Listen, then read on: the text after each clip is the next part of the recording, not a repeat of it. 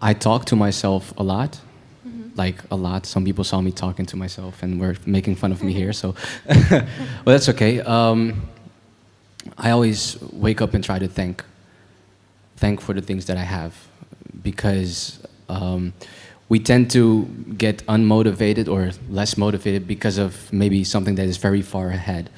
Like, I want to become this, or I want to stand on this stage and someday maybe teach here. And then we tend to even lose motivation just because of the goal being so big. So what I do is I always take a step back and ask myself, what can I do today that I couldn't do yesterday, and how can I change my life? Basically every day, right? Day. And I understand that the small things that we do impact the big things for later. So whenever I do something small, I feel happy and I feel motivated. Yeah. Now, I was just thinking, because we're talking about family and whatnot, but Yes. just imagine us being alone, with no family. How do we stay motivated?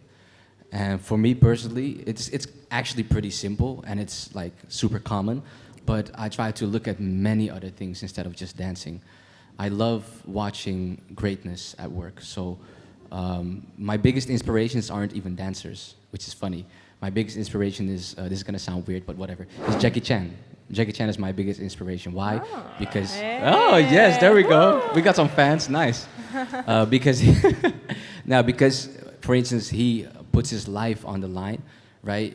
Like, that's crazy to me. And I just love to look at these things because they go through such rough times, but create such big results. And then when I look at that, I'm like, wow, actually what I'm going through in that right now, or whatever, I can go through easily because they went through something way harder. So I just, get some inspiration from other people outside of dance as well. Absolutely.